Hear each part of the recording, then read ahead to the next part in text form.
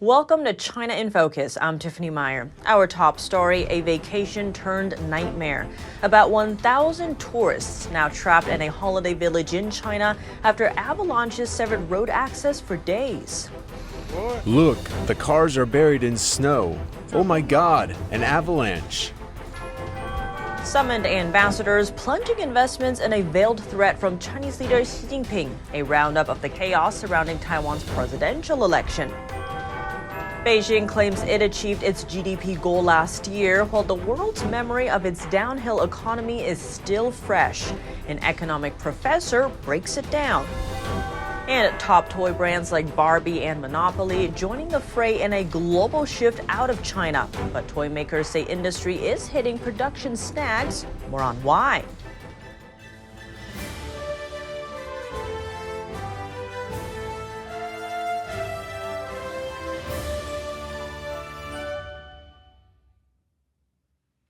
About 1,000 people are now trapped in a holiday village in China's western Xinjiang.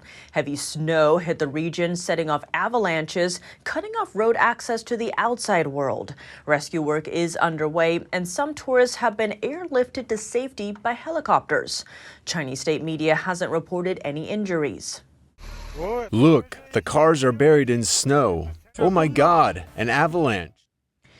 Clearing the snow remains a daunting task. Snow in some parts of the area is over 20 feet deep, higher than the snow clearing equipment. Plunging investments, shrouded threats from the Chinese Communist leader Xi Jinping, and a roundup of diplomatic flare-ups. A look at China's latest actions after Taiwan selected its new president. Here's more. A slew of actions from Beijing after Taiwan chose its new leader. A Chinese Communist Party journal published a speech from Communist leader Xi Jinping Monday. In it, he urged the CCP to promote efforts to make Taiwan part of China. This speech is an old one, first published 2 years ago. At the time, it didn't mention Taiwan. A Chinese invasion of the island would also present a problem for Washington. Taiwan is part of a group of islands in the region. Together, they blocked China from launching submarine-based nuclear attacks against the U.S. The communist regime claims Taiwan as its own, despite never having controlled it.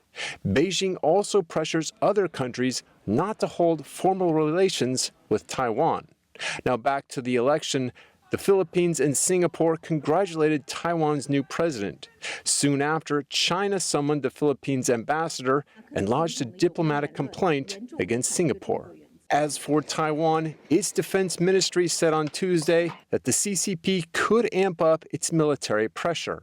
The Chinese military will continue to strengthen its pressure on Taiwan in the near future through regular combat readiness patrols and other activities, combining cognitive warfare and gray zone intrusions. 2 months before Taiwan's election, cyber attacks targeting the island hit a new high, spiking over 600% in the last quarter of 2023 compared to the same period last year. The attacks are designed to crash Taiwan's communication networks. That data comes from IT company Cloudflare. What's more, cross-strait tensions have made companies uneasy, and they're taking action to protect themselves. New data shows Taiwanese firms' investments in China plunged to its lowest level since 2001, an almost 40% drop compared to last year. Worth noting, Taiwanese companies have long been some of China's biggest investors. The U.S. reacting to one Pacific Island's decision to switch diplomatic ties from Taiwan to China Tuesday. While the government of Nauru's action is a sovereign decision, it is nonetheless a disappointing one. Rosenberger is the chair of America's de facto embassy in Taiwan. Nauru cut ties with Taiwan 2 days after Taiwan's presidential election. The island elected William Lai, exactly the man that Beijing doesn't want. Nauru's action leaves Taiwan with only 12 diplomatic allies across the globe. This has significance for the U.S. as well. Nauru is one of the Pacific islands Washington and Beijing have been competing for influence over. China already signed a deal with the Salt Solomon Islands, raising concerns that Beijing is gaining a foothold for a military base there, just 1,000 miles off Australia's coast. It could also allow Beijing's presence to inch closer to the United States. The Chinese regime claims Taiwan as its own, despite never having controlled the island. Most countries in the world recognize China instead of Taiwan, including the U.S. Though Washington is also bound by law to sell arms to Taiwan so it can defend itself. The PRC often makes promises in exchange for diplomatic relations that ultimately remain unfulfilled. The People's Republic of China, or PRC, is China's formal name. Rosenberger added the U.S. has deep confidence in Taiwan and its democratic process. With Taiwan's new president-elect now waiting to take office, how will the upcoming administration tackle the island's relations with Communist China? Joining us now to discuss, we have retired General Robert Spalding. He's a national security analyst and a contributor to the Epoch Times. General Spalding, thank you so much for joining us. Great to have you back on the show. Thanks. Great to be back. Taiwan's defense ministry chief is saying that China will increase those military intimidation tactics against Taiwan. Now, given Li's victory, what else can we expect from Beijing? Well, this is really getting interesting because, Taiwan just had an election. We just had the Iowa caucuses. We're going to have a general election this year. And based on how the Iowa caucuses go, you could see President Trump back in the White House. If that occurs, how does the Beijing think that affects their strategy with regard to Taiwan? And so I think we could be coming into a very risky time where Beijing thinks it has very limited time with the Biden administration and whatever it wants to do with Taiwan, it should do now. So I think it does create some challenges. Now, China could decide, hey, we're just not going to do anything. But my concern is that it forces them to really move within the next year. And on that note, the U.S. is bound by law to help Taiwan defend itself. We've seen them sending arms over to Taiwan. Given the tensions we're seeing around Taiwan by China, though, how do you see U.S., Taiwan, and China relations all fitting together? Well, I mean, one of the big problems with China and the U.S. is the fact that our defense industrial base relies heavily on things made in China. So logistics that would involve any support for a Taiwan effort, a lot of them come from China. So I think the challenge we have here is that China has the real ability to begin to cut off the flow of supplies for any response that the U.S. might want to bring. This means that, it's likely that we're going to be very challenged to provide support that would deter or defeat an invasion by China. And now in terms of geopolitics, just 2 days after Li's victory there, the Pacific island Nauru cut ties with Taiwan, switching over to Beijing. That leaves Taiwan with 12 diplomatic allies in the world. How do you read this latest move? Well, this is part of an ongoing effort by Beijing to cut the diplomatic space around the world for Taiwan. So Nauru just happens to be the latest to fall in this effort on Beijing in terms of intimidation. And some of it involves, bribing the country to basically leave Taiwan orbit. And on the Taiwan side, they want to keep this diplomatic recognition and even increase it because it feels like it gives them legitimacy as a nation. General Spalding, thank you so much for your time. Thank you. The World Economic Forum just kicked off. Senior U.S. and Chinese officials gathered in Switzerland Tuesday, 3 days after Taiwan elected its new president. Let's take a look at what's up for discussion. During the World Economic Forum, Chinese Premier Li Qiang claimed China's GDP growth rate last year hit 5.2%. Last year, the world saw China's economy make a rapid descent. An economic expert gives his take on what Li said. And we know that the Chinese government is fabricating, their business economic statistics, right? And they have been doing that for decades. How can anyone believe in the numbers if they don't even allow a market research agency to conduct independent research to find out the truth about the Chinese economy. Nobody can trust them. He also points to China's indexes, questioning how economic growth could exceed 5% as those measures drop. The Chinese economy means import-export is going down. And infrastructure-wise, we know the real estate bubble is bursting. They're experiencing great loss. They're laying off government workers and reducing their bonus, even asking them to return the bonus they received in previous years. We know the factories are relocating, they're moving out of China to other countries, like ASEAN countries, Vietnam, and India and others. Now the Chinese people, young people, they are rushing, in mass to Vietnam to find jobs. How can you have 5% GDP? That's simply impossible. On top of that, China stopped reporting its youth unemployment rate last year. Xi estimates the real figure could now top 40%. So think about this for a second, right? In this country, in the United States, we have unemployment rate in the 3% range, and we have economic growth very slow, almost zero, to about 1.5%. And how can you imagine a 48% youth unemployment in China and with a GDP of 5% growth? That's just simply impossible. China is desperate to attract more foreign investments to offset the problem.